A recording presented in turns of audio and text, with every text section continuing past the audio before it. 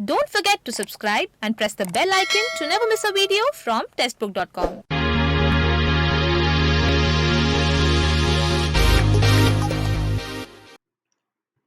नमस्कार, स्वागत है आपका टेस्टबुक.com में।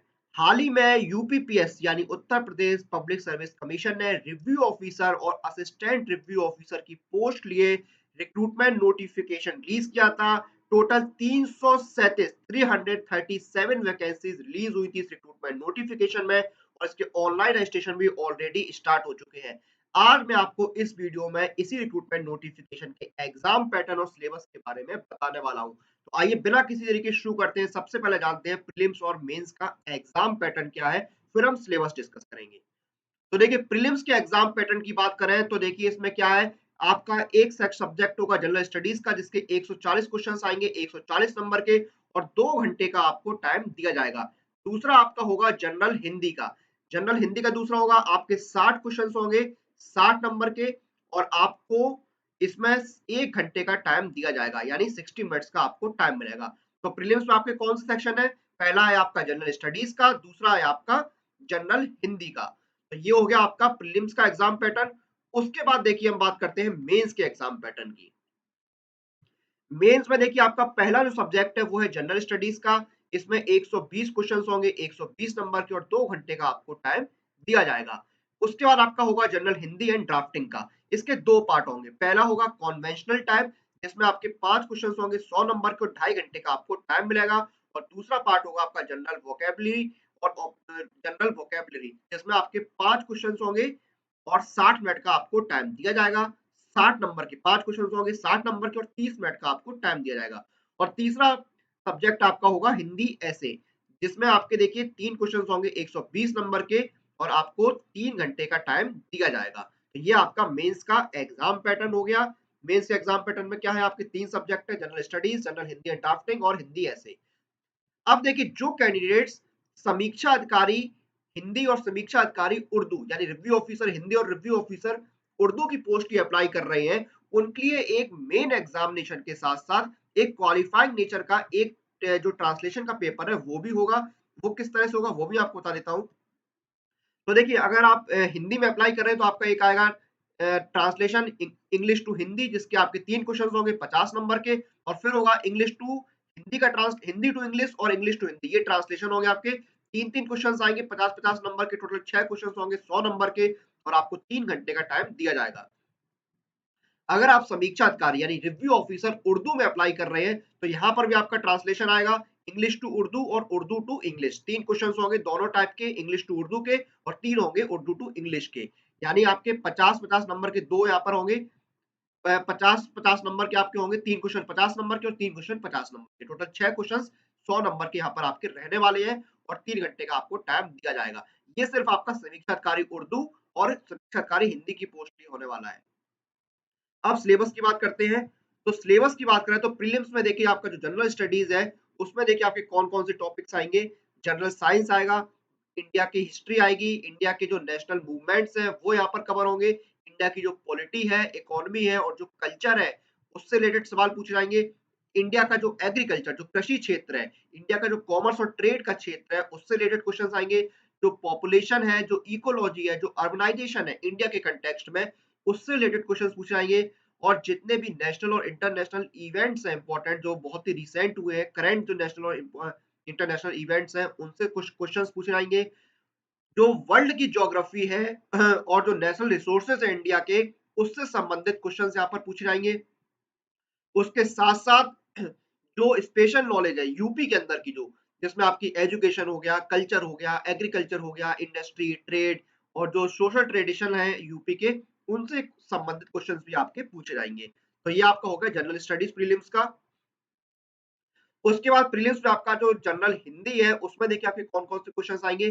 पहला आएगा आपका अपोजिट्स, फिर आपका आएगा sentence and correction in framing, फिर आपका आएगा one word for several words, same uses and same nature words, noun as defined by adjective and adjectives और फिर आएगा आपका सिनोनिम्स वर्ड्स। ये आपका जनरल हिंदी का सिलेबस हो गया प्रीलिम्स में। तो ये आपका प्रीलिम्स का सिलेबस हो गया।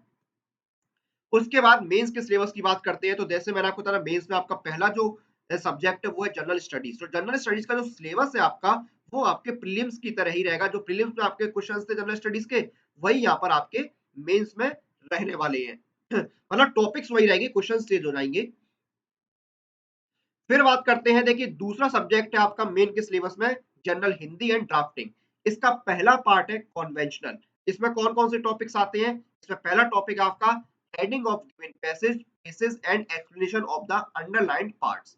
दूसरा है आपका precis in tabular form of any given government letter 15 marks, ये आपका 15 नंबर का होगा। उसके बाद तीसरा आपका होगा करस्पॉन्डेंस, जिसमें आपके ऑफिशियल, डेमी ऑफिशियल लेटर आएंगे, आपके ऑफिशियल मेमो, मेमो सर्कुलर आएंगे, communication and reports reminder आपके आएंगे करस्पॉन्डेंस में। चौथा टॉपिक आपका होगा definition, vocab, administration and commercial. इसमें आपका कौन सा आएगा? English to Hindi 5 words, Hindi to English 5 words और इडियम्स एंड फ्रेजेस। पांचवा टॉपिक आपका होगा कंप्यूटर नॉलेज का। तो ये हो गया आपका जनरल हिंदी एंड ड्राफ्टिंग का पार्ट 1, जो कि है कॉन्वेंशनल। उसके बाद आपका जनरल हिंदी एंड ड्राफ्टिंग में पार्ट 2 आता है जनरल वोकैब का। इसमें आपके अपोजिट्स आते हैं, sentence correcting in frame, one word for several words आता है, same uses and same nature words आते हैं, derived bye a noun and adjective, ये सारे आपके रहते हैं पार्ट 2, जो कि जनरल वोकैब का होता है। उसके बाद फिर आपका आता है तीसरा सब्जेक्ट मेंस में, जो है आपका हिंदी ऐसे का। इसमें आपका देखिए हिंदी ऐसे में क्या है, ये जो एबीसी आप देख रहे हैं, इसका मैं आपको मतलब समझा दूं। देखिए एबीसी, जहां पर एबीसी 3 ऑप्शन है, उनमें से कोई एक आपको करना होगा। इस तरह से 3 क्वेश्चंस आपके ऐसे में बनेंगे। अब जैसे पहला एबीसी है literature and culture, social field और पॉलिटिकल फील्ड, तो इसमें से कोई आपको एक करने को कहा जाएगा। उसके बाद फिर आपका science, ecology and technology, economical field, agriculture and commerce. उसके बाद है national and international events, natural calamities, earth स्टबलिंग, cyclone, earthquake, flood, drought etcetera, और फिर है नेशनल डेवलपमेंट प्लान्स। तो देखिए ये एक आपका ये पोर्शन हो गया एबीसी वाला, एक आपका ये एबीसी वाला पोर्शन हो गया, और एक हो गया ये। तो यहाँ पर आपको एक एक क्वेश्चन करना होगा एबीसी में, कोई भी जो आपको करने को मिलेगा, यानी 3 क्वेश्चन आपके ऐसे में रहते हैं। उसके बाद मैंने आपको बताया था कि अगर आप समीक्षा अधिकारी हिंदी या उर्दू के लिए अप्लाई करते हैं, तो आपको एक अलग से क्वालिफाइंग नेचर का जो टेस्ट है मेन एग्जामिनेशन के साथ, वो आपको देना होगा। जैसे कि हम बात करते हैं समीक्षा अधिकारी हिंदी के लिए अगर आप अप्लाई करते हैं, तो इसमें पार्ट 1 में आपका आएगा इंग्लिश टू हिंदी का ट्रांसलेशन, जिसमें आपका होगा translation from English to Hindi of an extract from a press communique press article और गवर्नमेंट रेजुलेशन। दूसरा आपका होगा translation from English to Hindi of a section और some section of act of the legislature. तीसरा होगा explanation of common expressions, cliches, etc. which might be met with an either of the above technical official words। तो ये part 1 हो गया, English to Hindi इसमें translation करना होगा। पार्ट 2 में होगा आपका हिंदी टू इंग्लिश ट्रांसलेशन। पहले इंग्लिश से हिंदी था, अब आपका होगा हिंदी टू इंग्लिश। इसमें क्या होगा? Translation of a portion of a newspaper article speech letter etcetera, translation of a word and expressions commonly used in above circumstances into idiomatic event equivalents in English. और फिर आपका होगा explanation of common expressions, cliches etcetera which might be met with either of the above technical official words. तो ये आपका हो गया, दोनों पार्ट हो गए आपके समीक्षाकारी हिंदी के।